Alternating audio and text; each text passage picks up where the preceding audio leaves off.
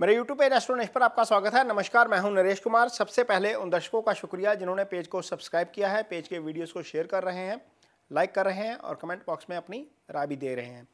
बात करेंगे जुलाई महीने के राशिफल की और आज बात होगी कन्या राशि के जातकों की।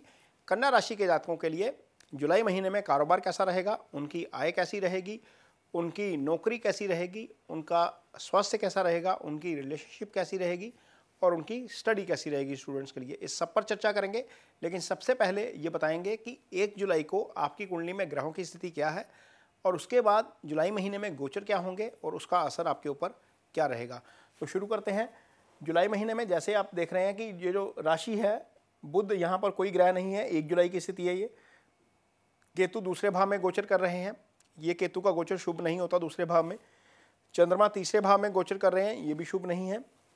शनि छठे भाव में गोचर कर रहे हैं, ये शुभ गोचर में है, शनि का छठे का गोचर शुभ होता है। राहु अष्टम में गोचर कर रहे हैं, गुरु अष्टम में गोचर कर रहे हैं, ये दोनों का गोचर शुभ नहीं है। सूर्य का गोचर 10वें भाव में है, 10वें भाव में सूर्य का गोचर शुभ होता है। बुध 10वें भाव में गोचर कर रहे हैं, बुध 10वें भाव में शुभ गोचर में होते हैं। शुक्र 11वें भाव में गोचर कर रहे हैं, शुक्र का गोचर शुभ है। और मंगल 11वें भाव में गोचर कर रहे हैं, मंगल भी शुभ गोचर में है। तो अब स्थिति क्या होगी, सबसे पहला जो ग्रह है वो राशि परिवर्तन करेगा 30 जुलाई रात को करीब 2:30 बजे के आसपास, यानी कि 1 जुलाई के दिन 30 जून रात को लगभग रात के 2:30 बजे, यानी कि 1 जुलाई को ही अब मंगल का राशि परिवर्तन हो जाएगा। मंगल 12वें भाव में चले जाएंगे। यहाँ पर ये खर्चे वाला भाव है, मंगल का यहाँ पर गोचर अच्छा नहीं है, यानी कि महीने की शुरुआत में ही पहला ग्रह जो गोचर कर रहा है वो अच्छा नहीं है। इसके बाद शुक्र गोचर करेंगे। शुक्र 7 जुलाई को मंगल के साथ चले जाएंगे 12वें भाव में। शुक्र यहाँ पर भी शुभ गोचर में थे, यहाँ पर भी शुभ गोचर में रहेंगे। तो इसका मतलब यह है कि एक ग्रह जो है वो शुभ गोचर में नहीं रहा। सूर्य 10वें भाव में गोचर कर रहे हैं, बुध 10वें भाव में गोचर कर रहे हैं। बुध का गोचर हो जाएगा 8 जुलाई को, यहाँ पर भी शुभ है, यहाँ पर भी शुभ हो जाएंगे। सूर्य यहाँ पर भी शुभ है, 17 जुलाई को 11वें भाव में आएंगे, यहाँ पर भी शुभ हो जाएंगे। क्योंकि जो पाप ग्रह होते हैं उनका तीसरे, छठे, 10वें और 11वें भाव में गोचर शुभ होता है। तो सूर्य का गोचर 10वें में भी शुभ था, 11वें में भी शुभ है। अब सूर्य ओवरऑल हेल्थ के कारक हैं, सूर्य करियर के कारक हैं, सूर्य आपका जो है वो प्रभाव बढ़ाने वाले ग्रह हैं, आपका तेज बढ़ाने वाले ग्रह सूर्य हैं। तो बात करेंगे सबसे पहले तो आपकी जॉब, आपकी नौकरी, आपका कारोबार, आपके प्रोफेशन के बारे में। इस भाव के स्वामी बुध बनते हैं, तो बुध जाहिर सी बात है यहाँ पर थे तो भी शुभ थे, आगे गए हैं तो भी शुभ रहेंगे। कर्म भाव के स्वामी का आय भाव के स्वामी में के साथ आय भाव में चले जाना, ये एक अच्छी स्थिति है। आपको आय से संबंधित दिक्कत नहीं आएगी। इसका कारण यह है कि गुरु अष्टम में भले ही लगन के लिए शुभ नहीं है, लेकिन गुरु की दृष्टि जहाँ पर पड़ रही है वो धन भाव है।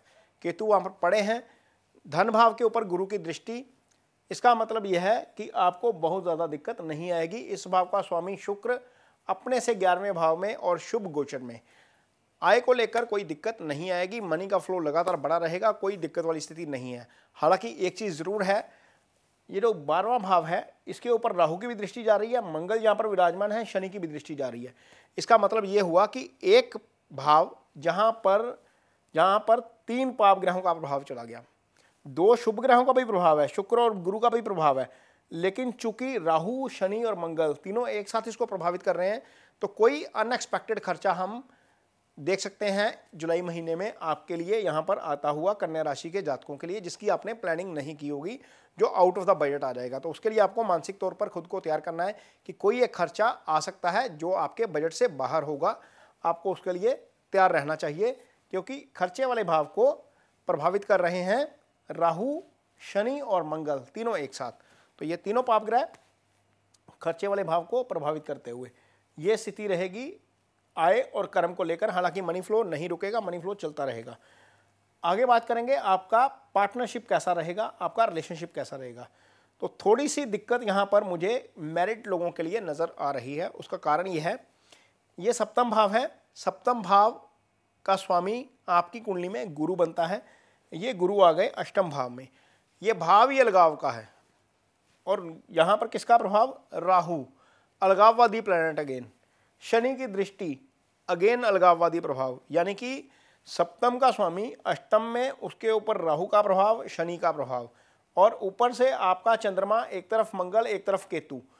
चंद्रमा भी पापकर्त्री में आ गया, सप्तम भी पापकर्त्री में आ गया। इसका मतलब यह है कि आप अपने पार्टनर के साथ कन्फ्लिक्ट में जा सकते हैं जुलाई महीने के दौरान। थोड़ी सी कोशिश करिएगा अपने आप को कूल रखने की, नहीं तो चीज़ें ज़्यादा डिस्टर्ब हो सकती हैं। कारण यह है कि चंद्रमा जब पापकर्त्री योग में आता है तो आपका मन जो है वो व्यथित हो जाता है, आप ओवर रिएक्ट कर जाते हो। ओवर रिएक्शन में चीज़ें बिगड़ जाती हैं, ये चीज़ आपको समझनी पड़ेगी।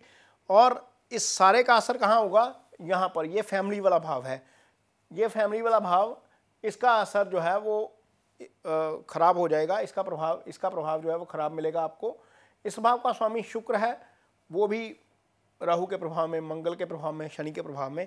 तो वहाँ पर चीज़ें रिलेशनशिप को लेकर थोड़ी सी ज़्यादा मुझे कंसर्न नज़र आ रहा है। थोड़ा सा कूल रहेंगे, चीज़ों के ऊपर ओवर रिएक्ट नहीं करेंगे, सिचुएशन को अवॉइड करेंगे तो चीज़ें सामान्य रूप से निकल जाएंगी। अदरवाइज ये स्थिति, जो कॉम्बिनेशन है, ये अच्छा नहीं है, ना तो लगन के लिए ना ही सप्तम के लिए। तो ऐसा भी हो सकता है कि आपके पार्टनर को कोई हेल्थ कंसर्न ही हो जाए, कहीं ना कोई दिक्कत ही हो जाए, क्योंकि पाप प्रभाव 4 ग्रहों का है। तो आपको थोड़ा सा इस मामले में ध्यान रखना पड़ेगा। अदरवाइज जहाँ तक सिंगल्स की बात है, तो सिंगल्स के लिए यदि आपके पास पार्टनर नहीं है, आप पार्टनर ढूंढ रहे हैं, तो हो सकता है कि जुलाई महीने में आपको पार्टनर मिल जाए। कारण यह है कि पंचम के स्वामी शनि हैं, शनि छठे में चले गए लेकिन शुक्र की दृष्टि में आ गए। शुक्र रोमांस का कारक है, शुक्र आपको पार्टनर दिलाता है। मेल्स के लिए जो फीमेल पार्टनर होता है वो शुक्र होता है। तो शुक्र की दृष्टि पड़ रही है पंचमेश के ऊपर, तो इसका मतलब यह है कि हो सकता है कि वो जो है आपको कोई ना कोई पार्टनर जुलाई में दिला दे। वैसे भी इस भाव को एक शुभ और एक अशुभ प्लैनेट सीधा देख रहा है, सप्तम दृष्टि से बुध भी देख रहा है, सूर्य भी देख रहा है। ये भाव वैसे ही एक्टिव हो गया। तो आपको यदि सिंगल है तो हो सकता है कि कोई ना कोई पार्टनर मिल जाए।